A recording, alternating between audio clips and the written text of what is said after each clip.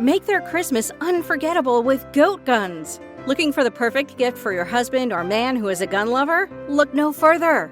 Goat guns are the greatest gift of all time miniature gun models. They are the perfect blend of quality and detail. From pistols to rifles, there's a goat gun for every collector, history buff, or gamer. Whether for display or for a fun collecting hobby, goat guns will bring joy and excitement to him. Surprise your loved ones this Christmas with a goat gun, the ultimate gift that won't disappoint. Shop at goatguns.com.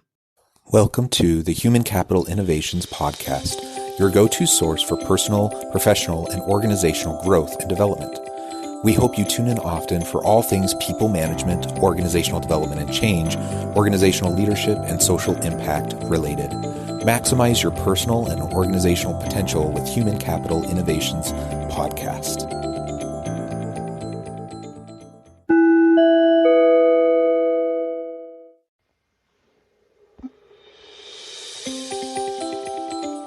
Welcome to the Human Capital Innovations Podcast. In this HCI podcast episode, I talk with Matt Cohen about what makes a great startup leader and how founders can best grow their teams.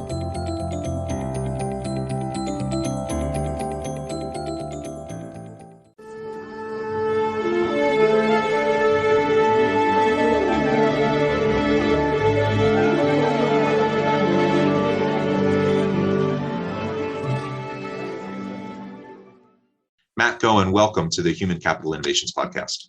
Thanks for having me, Jonathan. Yeah, I'm super excited to have this conversation with you today and to have a chance to chat.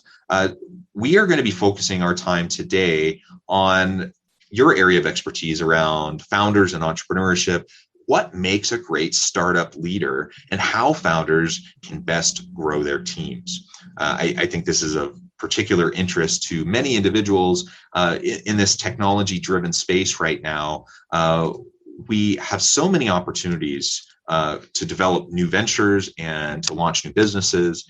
And what I've often found as an HR organizational development leadership consultant is that many founding teams don't really understand a lot about leadership or the people side of business because, you know, they're great coders or they have a really great product idea or whatever. All of that's really important and super necessary in the startup stage. But as you start to grow, you also have to think about all these other elements that perhaps isn't, in their competency base. So we'll explore some of that kind of stuff together today and focus on how to be a good leader in that founding and startup space. As we get started, I wanted to share Matt's bio with everybody. Matt Cohen is an entrepreneur and venture capitalist focused on early stage technology. He has been involved with some great companies, but his first investment in Turnstile Solutions as a founding investor influenced him the most. From the early days of Turnstile, he helped bring an idea to life and watched his initial investment turn into a 50-person company that was eventually acquired by a U.S. public company in 2017. He founded Ripple Ventures in 2018 to help entrepreneurs and startups learn from his experiences while giving them more than just capital to succeed. Again, a great pleasure to be with you. Thanks for joining me. Anything else you would like to share with listener by way of background or personal context before we launch on it? No, just a little bit more. When we sold Turnstile to Yelp in 2017, that was a really eye-opening experience for me to learn how to take a very limited capital base to get a company going, and also to use other resources available to us besides capital to grow the business and attract talent. And that's sort of what led me down this path. And it was all about the ripple effect of seeing a small investment, a large investment for me, but small in the grand scheme of things, turn into a 50-person company, and just sort of seeing those ripples turn into waves was exactly the reason why I started Ripple Ventures and called it Ripple Ventures, is because I saw the ripple effect take hold in real life with my first investment.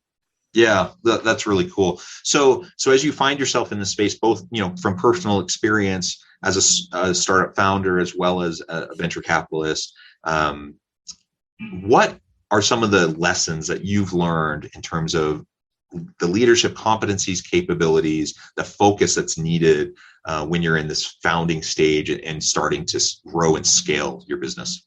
Yeah, it's a great question. Something we're still trying to nail down ourselves at Ripple Ventures. But I think the first thing for people to understand is being a great founder doesn't necessarily make you a great leader or what we call a CEO of a company, right? Not everyone was designed to be a CEO. but they can still be founders. And especially when you're starting a company, you just throw up titles left, right, and center. I'll be the CEO, you be the CTO. We see it in the movies time and time again. But giving those titles to someone at the early stage doesn't really mean anything. But founder is something that I always tell our founders is something that can never be taken away from you. You will always be the founder of your company, but you may not always be the CEO or be the leader of the company forever.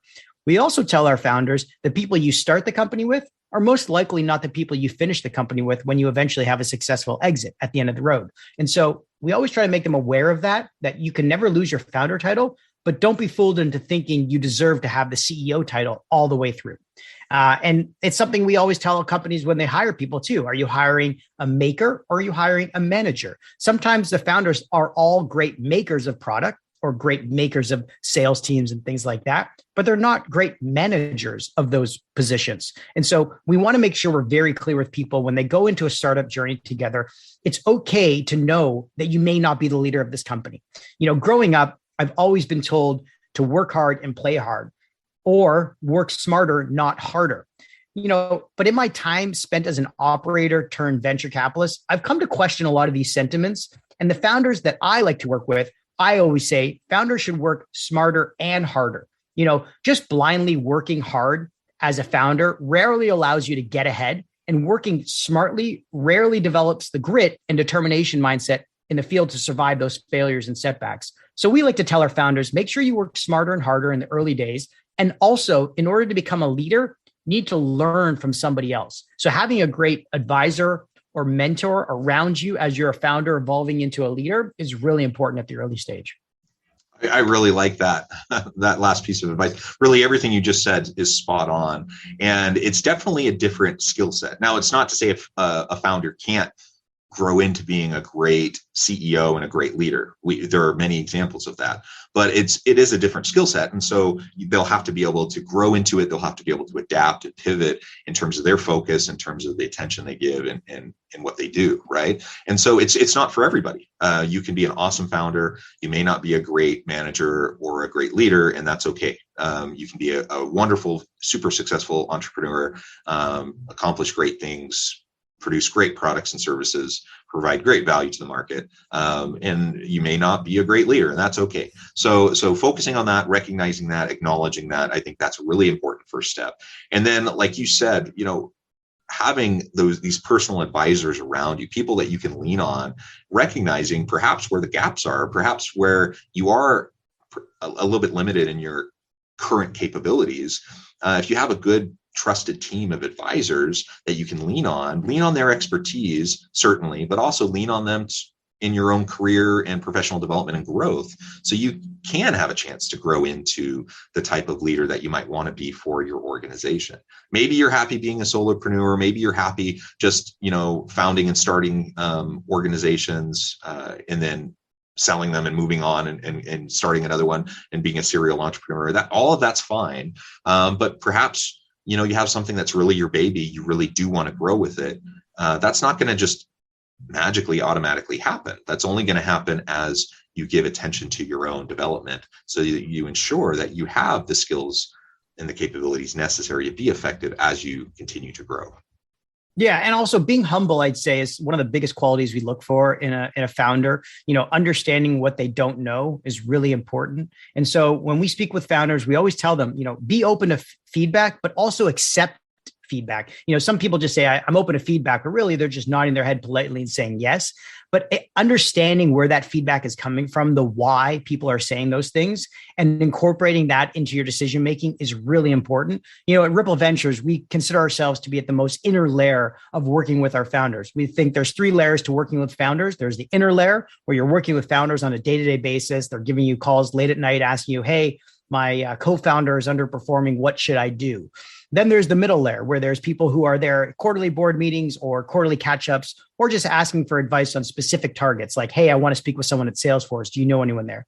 And then there's the outer layer, which is really just people on your cap table that you barely know, and you just use their name in a press release. And so thinking about how to leverage the people at the most inner layer and taking the feedback they give you to heart is really important as a founder as well. Yeah, absolutely. Absolutely. Great points. And so as we acknowledge that, that allows us then to lean into the people development and the growth stage within the organization. What has been your experience in supporting founders as they're trying to grow their teams? Like, what are the best practices, the principles, perhaps even more so than best practices? What are those principles that founders should lean on when they're trying to grow their team, especially in those early stages, the initial founding team, but then of course scaling as well? Absolutely. I'd say the first and foremost thing is make sure you put in the work early to allow you to do things later on that allow you to scale. Short-term pain for long-term gain is really important. And what I mean by that is pretend like you are a 50-person company only when you're a 5-person company. Allow yourselves to build the infrastructure around you so that when you get to that point, it makes it a lot easier. It's always harder to go back in time. So do it at the time when you're not actually ready for that scale earlier on. So maybe having HR policies in place, or having, weekly meetings that are scheduled for people that you already are talking to on a day-to-day basis. But having that structure allows other people to just jump in with both feet very quickly. The other thing we always say to founders is make sure you put your team and company first. It's all about your team and company, because without them, you're really nothing. You're basically back to square one, just being a solo founder or 2 founders. And that's really important. And so, putting your team and company first on all the decisions is really important, meaning maybe you want to give a little bit more equity than you're really comfortable with because you want to make sure your team is in it for the long run. You want them to be aligned with you. And so we're really passionate about having our founders own a lot of their company, but also give a lot of the company to their existing employees at the earliest stages, taking the most risk. Even though it's diluted to us as investors, we think it makes for a better overall experience for everyone in the long run. And then the last thing we like to tell founders is manage your time effectively and delegate the task to those who are far more capable than you are. Meaning, don't try to be a Swiss Army knife to everything with your company. Try to delegate things like marketing or recruiting, or even outsourcing things like PR or content, things like that, if it makes you a better founder and allows you to focus your time effectively on the things that are most impactful to your company. Also, knowing your own limits and recognizing when you are not the smartest person in the room is really important. Back to my point about being humble, knowing what you don't know is another thing we tell founders to help them grow their teams.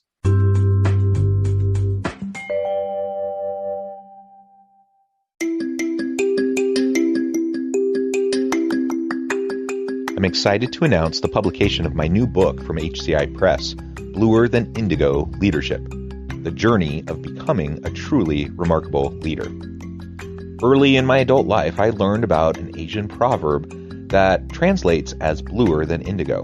If you think about the color indigo, it is a brilliant, deep, and vibrant blue, what some would call the bluest of blues. To have something that is bluer than indigo is rare and truly remarkable. Contrary to popular myth, there is no one-size-fits-all or cookie-cutter approach to effective leadership. There's no silver bullet, no secret sauce, no go-to model that will solve all of our problems. The truth is, great leaders have all had their unique strengths and flaws, and have all had to discover and then pave their own distinctive path in their life's journey to fulfill their leadership potential. Bluer Than Indigo Leadership will help you discover your own path and explore those ordinary, everyday actions that will help you respond to an uncertain future and produce extraordinary results for individuals, teams, and organizations.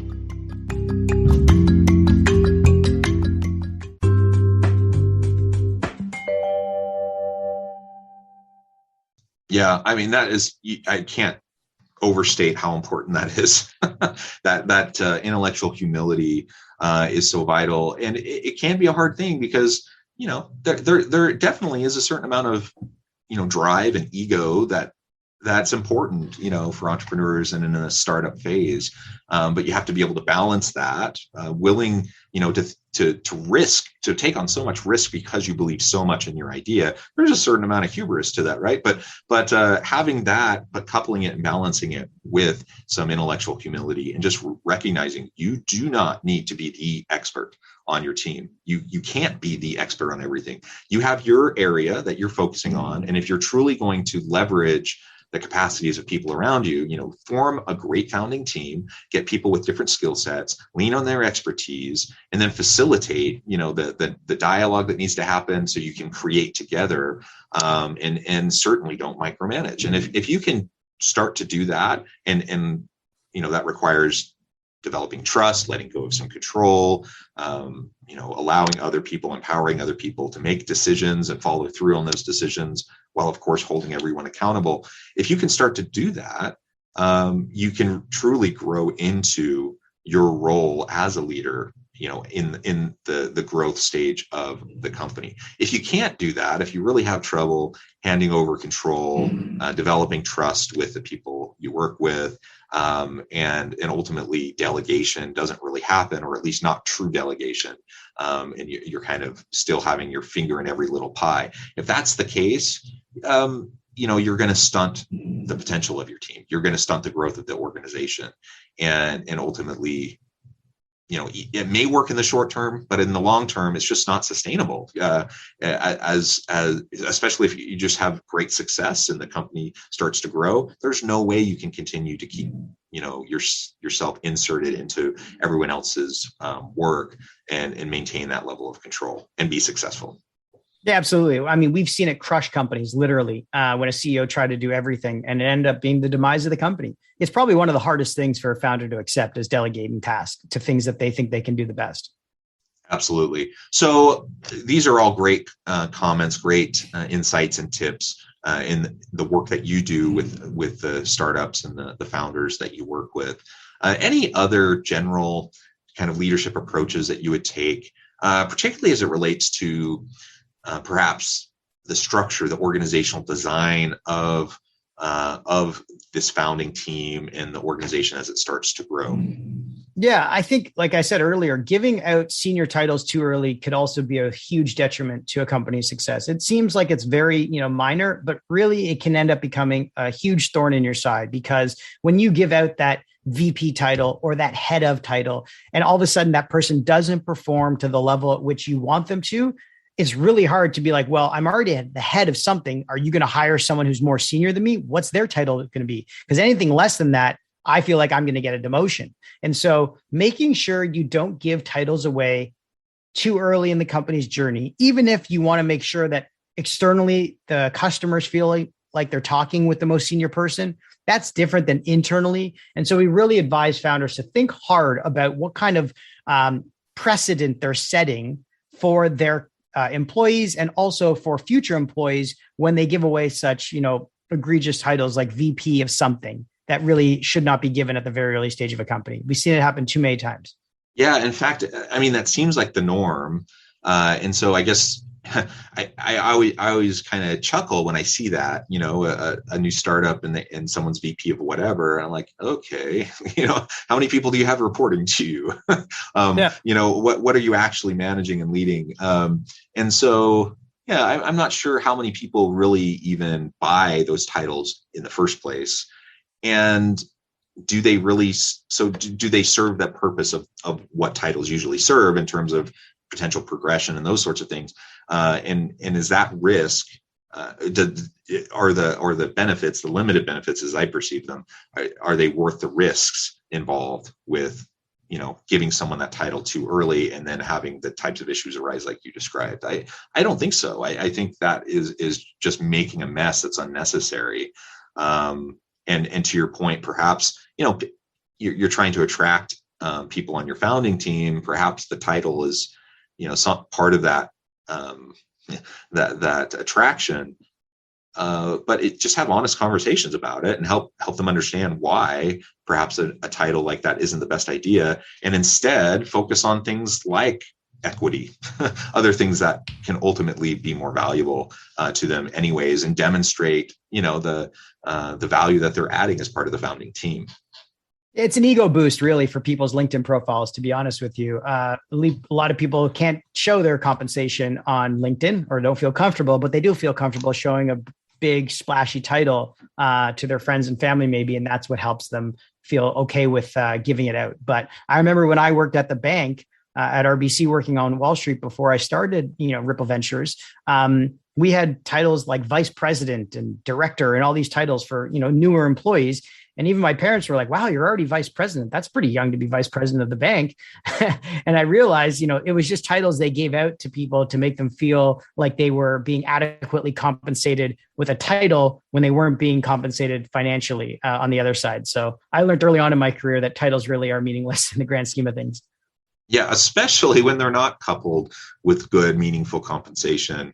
It's really almost like a smile to your face, stab you in the back kind of a situation. So let's just find other meaningful ways to help people know that they're valued, and I think that's probably a better situation in most cases.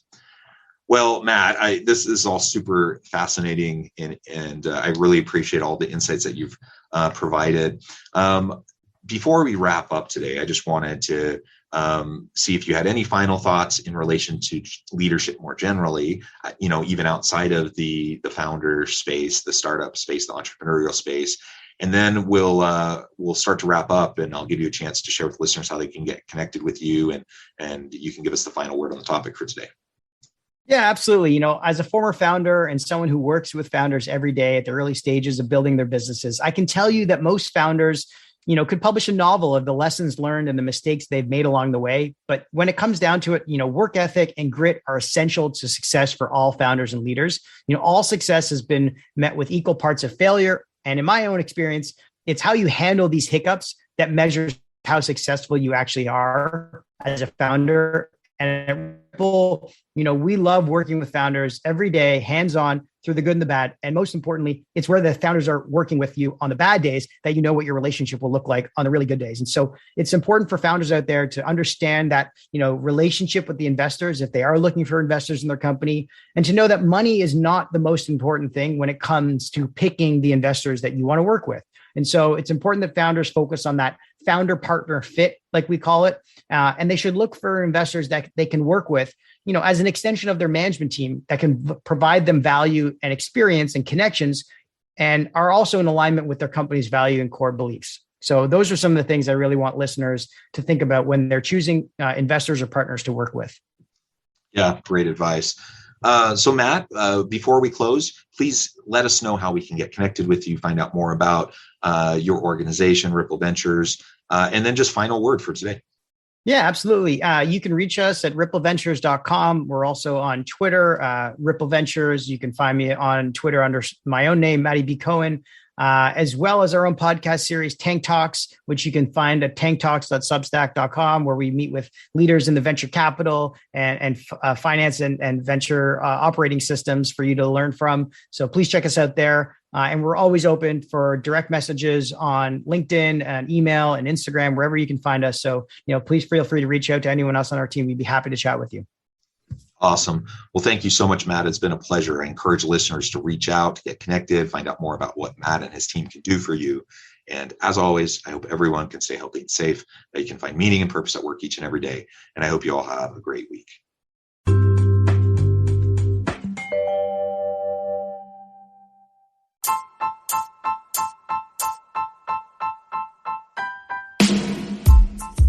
The alchemy of truly remarkable leadership. Ordinary, everyday actions that produce extraordinary results. Consider how the nature of work has shifted over the past 50 years. With increased globalization, rapid technological advancement, and the shift in economic composition, the average job of today looks very different than the average job of 50 years ago. What will the jobs and organizations of tomorrow look like? Moreover, what does this all mean for organizational leaders?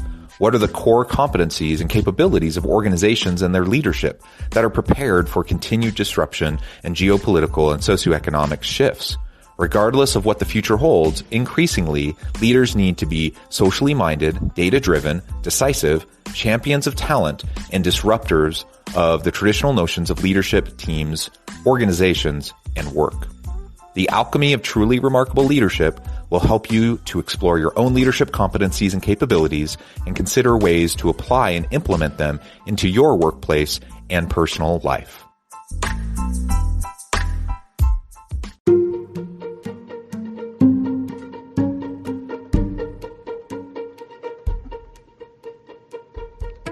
check out Human Capital Innovations magazine, Human Capital Leadership. Human Capital Leadership is a free, interactive e-magazine with the mission to help individuals, leaders, and organizations find innovative approaches to maximize their human capital potential. We publish issues quarterly in August, November, February, and May. Take a look at the latest issue and let us know what you think.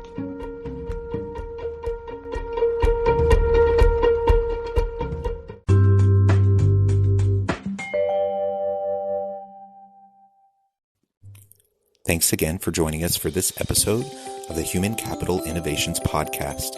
I hope you stay healthy and safe and that you have a great week.